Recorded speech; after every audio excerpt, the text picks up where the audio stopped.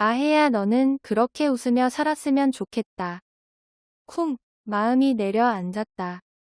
26주, 뱃속에 있는 아이가 아프다고 했다. 원전방실 중격 결손 심장에 방과 실을 나누는 판막이 없어 아이의 수술이 불가피하다고 했다. 콱, 마음이 와르르 무너져 내렸다. 원전방실 중격 결손은 아이가 다운 증후군일 가능성이 50%라고 했다.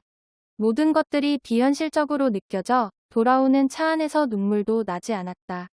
늦은 결혼으로 어렵게 찾아온 내 아이가 장애인일 수 있다는 말에 그동안 행복과 축복의 중심에 있던 나의 임신은 슬픔과 좌절의 원흉이 되어버렸다. 발설하는 순간 기정사실이 될 것 같아 세상 어느 누구에게도, 심지어 가족에게도 우리 부부는 입을 꾹 닫았다. 그렇게 시간은 어떻게 흘러간지도 모르게 35주, 5일, 아이는 세상 밖으로 첫 울음을 토해냈다. 기쁨과 행복보다는 슬픔으로 가득 찬 출산, 그렇게 슬퍼하는 나와 힘겨울 아이의 미래가 안쓰럽고 미안해 눈물이 하염없이 흘렀다.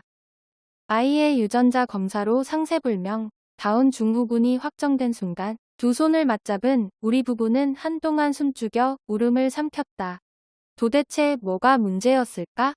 난 술, 담배는 근처도 가지 않았고 인스턴트는 입에 대지도 않았는데 매일 사랑한다 속삭이며 아이에게 사랑도 확인시켜 주었는데 세상 모든 게 원망스럽고 하루하루가 절망이었다.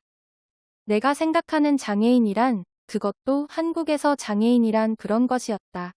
그러다 문득 난 엄만데 우리 아이에게는 우리밖에 없는데 아이는 심장 수술도 해야 하는데 이렇게 내 감정에 휩싸여 힘들어하고 있는 게 맞는 건가? 그렇게 나는 타의 반 자의 반, 세상 속 또 다른 세상으로 무겁고 더딘 발걸음을 옮기며 지적 장애인의 엄마로 산지 어느덧 6년이 되었다. 어눌하지만 처음 엄마라고 불러주던 아이. 자신의 의견을 피력하며 고집을 부리던 아이. 사랑스러운 눈으로 우리를 보며 활짝 웃어주는 아이. 그 모든 일련의 과정을 거쳐 6년이라는 세월은 두려움, 무서움, 힘듦으로 점철됐던 심신을 차츰 안정화시켰고 아이가 갖는 의미와 행복의 크기도 키워갔다. 가끔 애절한 마음에 울컥하기도 하지만 이겨낼 수 있는 이유와 용기가 생긴 것이다. 아이는 해가 더해질수록 또래와의 격차가 커져가고 있지만 느리게 살아가는 세상이 결코 답답한 것만은 아니리라. 그만큼 아이가 커가는 모습도 성장하는 순간의 기쁨도 좀 더 누릴 수 있었으니까. 장애를 사유로 한 차별을 금지하기 위해 2007년 장애인 차별금지법이 제정된 지 14년, 인식 개선 활동이 활발해지고 장애인 차별에 대한 많은 변화가 있었지만 아직도 사회적 편견과 냉소, 사회복지 현장 인력 및 예산 부족, 인프라 구축의 어려움 등 아직도 우리 사회 곳곳에서는 날카로운 송곳들이 여전하다. 의도했던, 의도하지 않았던 우리 아이와 함께하는 일상에 깊이 뿌리내린 직간접 차별들은 순간순간 아픔과 슬픔을 준다. 나 역시 아이를 키우는 6년 동안 모든 정보를 내 발품 팔아 알아봐야 했고 복지의 사각지대에 놓이기도 했었다. 일례로 발달 재활 바우처만 하더라도 담당자의 업무 미숙으로 누락되어 2년을 기다려야 했고 담당자들마저 2년마다 부서 이동으로 정책이나 서비스에 대한 전문성이 아쉬운 적도 많았다. 내가 그러할 진데 과연 아이가 커서 시에 적절하게 정보를 제공받고 제대로 된 도움을 받을 수 있을까? 당장 내후년에 가야 하는 초등학교를 시작으로 내 아이의 미래를 내가 선택하고 결과에 대한 책임을 져야 한다는 무게감만으로도 마음이 무겁다. 우리나라 등록장애인 중 90%가 사고나 질병에 의한 후천적 장애라고 한다. 그만큼 장애라는 것은 먼 사람들의 얘기가 아닌 내 이웃, 내 가족이 직면할 수 있는 문제이기에 그에 따른 인식 개선의 노력이 선행되어야 할 것 같다.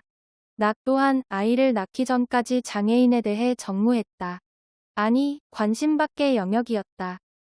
그랬던 내가 장애 자녀를 두고서야 장애에 대해 이해하고 관심을 가지게 되었던 것처럼 장애인에 대한 편견은 결국 무관심에서 비롯된 것이 아닐까 싶다.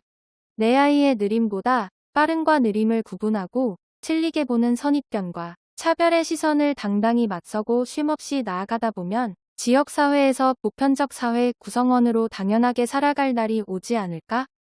그동안 아이를 통해 알게 된 세상, 소중한 인연 그리고 성숙해진 나를 발견하게 된 것은 인생의 커다란 배움이자 터닝포인트가 되었음이 분명하다. 그럼에도 헤쳐나가야 할 숙제가 많다는 것도 안다. 나에게 작은 위안과 감사함이 있다면 지금 이 순간에도 깨어있는 많은 분들이 장애인 처우에 대해 목소리를 내고 많은 것을 이뤄나가고 있다는 것이다. 부끄러움 많은 내가 전면에 나설 수는 없겠지만 세상을 향해 용감히 외치는 그들의 뒤에서 묵묵히 목소리를 함께 낼 수 있도록 열심히 배우고 행동하고 나아가다 보면 내 아이와 같은 장애인이 조금은 나은 세상을 만날 수 있지 않을까? 오늘도 세상 해맑게 자고 있는 내 아이를 보며 인생이 온전히 꽃길일 수는 없겠지만 적어도 아이의 발에 생채기가 덜 나도록 든든한 신발 하나는 만들어주고 떠나고 싶은 마음이다. 6살 지적 장애인의 엄마가